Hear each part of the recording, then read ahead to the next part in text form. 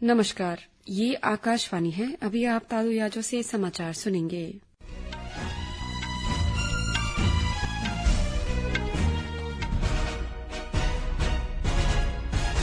पहले मुख्य समाचार। भारत और अमेरिका ने दोनों देशों के बीच रणनीतिक साझेदारी को महत्वपूर्ण बताया। विदेश मंत्री डॉ एस जयशंकर ने कहा, शीघ्र व्यापार समझौता जरूरी, देश के लिए ऊर्जा आपूर्ति के विविधीकरण पर जोर। अमेरिका के विदेश मंत्री मार्को रूबियो ने भारत को सबसे महत्वपूर्ण रणनीतिक साझेदारी में से एक बताया। पश्चिम बंगाल के फलता विधानसभा क्षेत्र के पूर्ण मतदान में भाजपा उम्मीदवार दिव्यांशु पांडे ने भारी बढ़त हासिल की। सरकार ने इबोला के बढ़ते संक्रमण को देखते हुए भारतीय नागरिकों को कांगो, युगांडा और दक्षिण सूडान की गैर जरूरी यात्रा से बचने की सलाह दी। पाकिस्तान के बलूचिस्तान प्रांत के क्वेटा में रेलवे ट्रैक के पास विस्फोट में 24 लोग मारे गए। फ्रेंच ओपन टेनिस टूर्नामेंट आज से पेरिस में शुरू हो रहा है। अब समाचार विस्तार से। विदेश मंत्री डॉ सुब्रमण्यम जयशंकर और अमेरिका के विदेश मंत्री मार्को रूबियो ने आज नई दिल्ली में कई मुद्दों पर चर्चा की। दोनों पक्षों ने भारत और अमेरिका सामरिक भागीदारी के महत्वपूर्ण बताया। उन्होंने कहा कि ये भागीदारी व्यापार, ऊर्जा, मोबिलिटी और क्षेत्रीय सुरक्षा के क्षेत्र में विशेष रूप से है। डॉ जयशंकर ने कहा कि भारत और अमेरिका के बीच व्यापक वैश्विक सामरिक भागीदारी है जो गहरे सहयोग पर आधारित है। उन्होंने कहा कि दोनों देशों के संबंधों का पूरी दुनिया पर असर पड़ता है और कई क्षेत्रों में उनके हित एक समान है। विदेश मंत्री ने कहा कि मौजूदा चर्चा जटिल वैश्विक परिस्थितियों में हुई है, लेकिन उन्हें खुले मन से और सार्थक चर्चा का विश्वास है। उन्होंने कहा कि दोनों देशों के बीच व्यापार समझौते को जल्दी अंतिम रूप दिया जाना जरूरी है। उन्होंने ऊर्जा व्यापार में हुए विस्तार का स्वागत किया और कहा कि आधिकारिक स्रोतों से ऊर्जा की आपूर्ति भारत की ऊर्जा सुरक्षा के लिए जरूरी है। डॉ जयशंकर ने यह भी कहा कि दोनों देशों की जनता के परस्पर संबंध महत्वपूर्ण है और कानूनी तौर पर आवाजाही में व्यवधान उत्पन्न नहीं होना चाहिए। ईरान संघर्ष के बारे में श्री जयशंकर ने कहा कि भारत और अमेरिका दोनों इस पक्ष में है कि दुनिया भर में ऊर्जा की कीमतें कम रहे।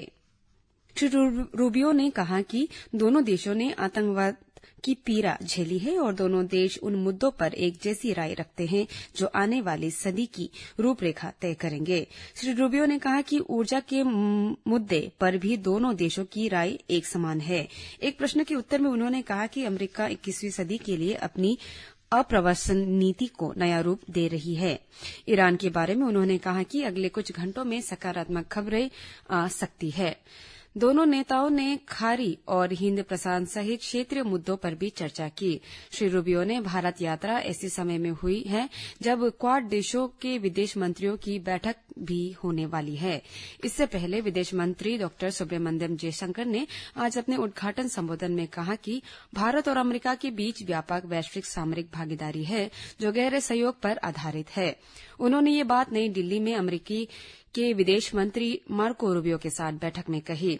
अमेरिकी विदेश मंत्री कल 4 दिन की यात्रा पर कल भारत पहुंचे। वे 26 मई को क्वाड देशों के विदेश मंत्रियों की बैठक में शामिल होंगे।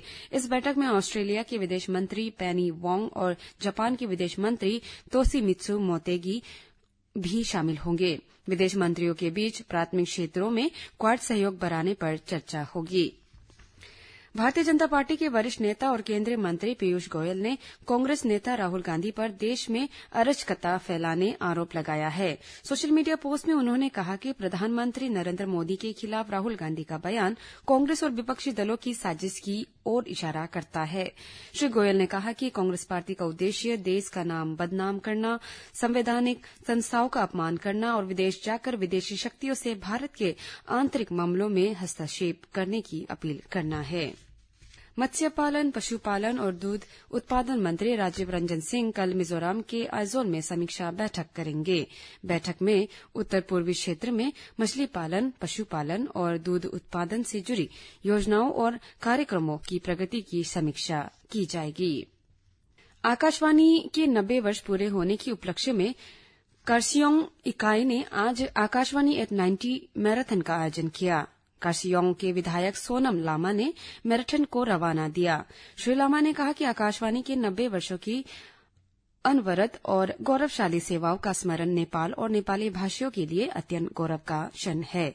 8 जून 36 को स्थापित आकाशवाणी कार्सियोंग नेपाली भाषियों को लगातार शिक्षा, सूचना और मनोरंजन प्रदान कर रहा है। केंद्रीय माध्यमिक शिक्षा बोर्ड सीबीएसई ने 12वीं कक्षा के परिणाम के संबंध में नई सूचना जारी की है। ये सूचना 21 और 22 मई को गलत फीस कट जाने को देखते हुए जारी की गई है। ये समस्या जांची गई उत्तर पुस्तिकाओं की स्कैन की गई कॉपी के लिए आवेदन के दौरान हुई थी। बोर्ड ने कहा कि कुछ मामलों में ज्यादा भुगतान कटा है, जबकि कुछ मामलों में कम राशि ली गई है। सीबीएसई के अनुसार अतिरिक्त भुगतान के मामलों में राशि खाते में लौटा दी जाएगी। कम भुगतान के मामले में विद्यार्थियों को बाकी भुगतान के लिए अलग से सूचित किया जाएगा। बोर्ड ने स्पष्ट किया है कि उचित शुल्क वाले सभी आवेदनों के मामलों में उत्तर पुस्तिका उपलब्ध कराई जाएगी और विद्यार्थियों को नए सिरे से आवेदन नहीं करना होगा। महाराष्ट्र की नासिक अदालत में विशेष जांच दल ने टीसीएस कंपनी से संबंधित दुष्कर्म और धर्मांतरण मामले में 1500 पन्नों का अभियोग पत्र दाखिल किया है। जांच दल के प्रमुख संदीप मिटके ने बताया कि 4 आरोपियों के खिलाफ कल अभियोग पत्र दाखिल किया गया है। सरकार ने विकसित भारत जी राम जी अधिनियम 2025 के अंतर्गत व्यापक जन परामर्श के लिए प्रारूप प्रकाशित किया है।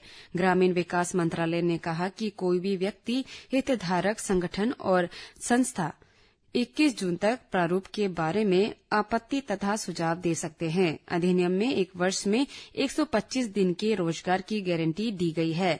इसके अनुसार निर्धारित समय में काम न मिलने पर बेरोजगारी भत्ता देने का भी प्रावधान है।